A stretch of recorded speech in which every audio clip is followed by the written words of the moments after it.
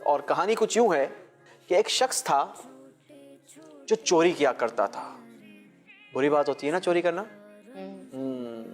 اور پتہ ہے آپ کو جو چوری کرتا ہے نا وہ چھپتا نہیں ہے, پتہ چل جاتا ہے کہ چوری ہوئی ہے.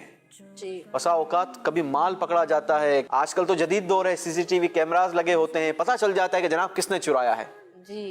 اس شخص نے جو چوری کی تھی نا, اس نے چوری کی تھی اپنے کزن کے یہاں. اپنے کزن کا, اپنے چچا کے بیٹے کا مال چرا لیا تھا. اچھا, اب وہ مال چرا کر, وہ سارا مال لے کر مکہ المکرمہ میں آ گیا, حرم شریف کے اندر, کعبۃ اللہ شریف کے اندر. ہوا یوں کہ جس کا مال چرایا تھا نا حسن رضا بھائی, وہ بھی وہاں پر پہنچ گیا.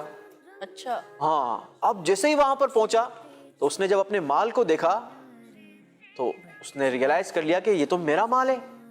اس نے اپنے کزن سے کہا کہ تم نے میرا مال چرایا ہے. جس نے چوری کی تھی وہ کہنے لگا نہیں نہیں, میں نے کوئی تمہارا مال نہیں چرایا. کہنے لگا دیکھ لو حرم میں ہو, جھوٹ نہیں بولو. کہنے لگا نہیں نہیں, میں نے تمہارا مال نہیں چرایا. کہا یہ مال میرا ہے, یہ تو بالکل اس پر میری نشانی لگی ہوئی ہے. وہ کہنے لگا نہیں, میں نے تمہارا کوئی مال نہیں چرایا. اب جس کا مال چوری ہوا تھا نا وہ کہنے لگا اچھا ایک کام کرو, قسم کھاؤ, قسم کھا کے بتاؤ کہ تم نے میرا مال نہیں چرایا. اب ایک تو اس نے چوری کی, دوسرا وہ کہاں پر تھا؟ حرم شریف کے اندر. اس چور نے, اس کی مت ماری گئی تھی وہیں پر حرم شریف میں, کعبۃ اللہ شریف کے سامنے. اس نے قسم کھا کر کہہ دیا کہ بھائی میں نے تمہارا مال نہیں چرایا. اب جب اس نے قسم کھا لی نا تو جس کا مال چوری ہوا تھا اس نے کیا کیا کہ وہ مقام ابراہیم, آپ نے دیکھا ہے جی, مقام ابراہیم اور حجر اسود, اس کے درمیانی جگہ کو کہتے ہیں مستجاب. کیا کہتے ہیں؟ مستجاب. اب اس نے وہاں پر کھڑے رہ کر جس کا مال چوری ہوا تھا اس نے اللہ کی بارگاہ میں اپنے ہاتھوں کو اٹھایا اور دعا کرنا شروع کی.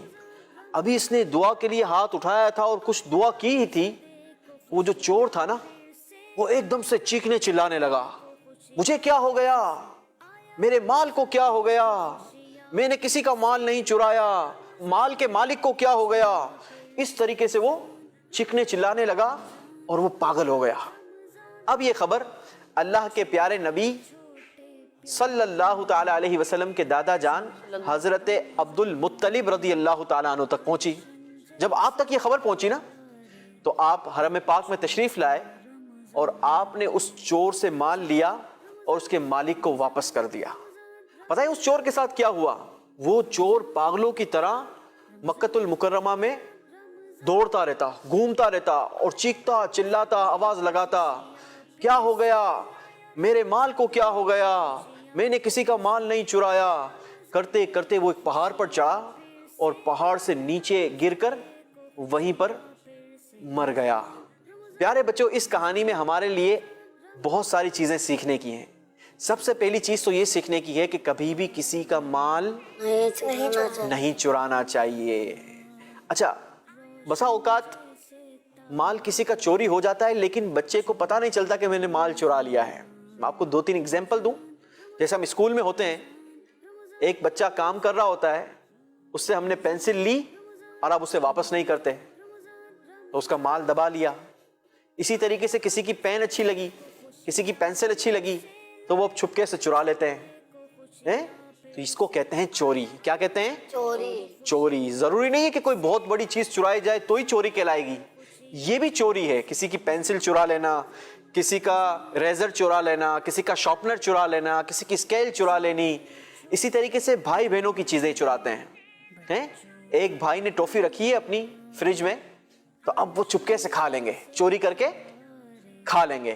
تو ایسا ہرگز بھی نہیں کرنا چاہیے. دوسری بات جو ہمیں اس کہانی میں سیکھنے کو ملی وہ یہ سیکھنے کو ملی کہ کبھی بھی اول تو قسم نہیں کھانی چاہیے اور جھوٹی قسم تو بالکل بھی نہیں کھانی چاہیے. بالکل. اس چور نے کیا کیا تھا؟ جھوٹی قسم کھائی تھی اور اس کی وجہ سے پھر کیا ہوا؟ پاگل ہو گیا. کتنا نقصان اٹھانا پڑا کہ وہ اپنی جان سے بھی گیا اور فائدہ بھی کچھ نہیں پہنچا نا. اس کو فائدہ کیا ملا؟ جھوٹی قسم کھا کے کوئی فائدہ پہنچا؟ فائدہ نہیں پہنچا, بلکہ سراسر نقصان ہی نقصان اٹھانا پڑا. تو ہمیں اس کہانی سے جہاں بہت ساری اور چیزیں سیکھنے کو ملی، وہیں بیسک سبق ہمیں اس کہانی سے یہ ملتا ہے کہ ایک تو کبھی بھی زندگی میں چوری نہیں کرنی چاہیے، اور دوسرے نمبر پر جھوٹی قسم ہرگز بھی نہیں کھانی چاہیے۔ اللہ تعالیٰ سے دعا ہے کہ اللہ تبارک و تعالیٰ ہمیں اچھے انداز کے ساتھ زندگی گزارنے کی توفیق عطا فرمائے۔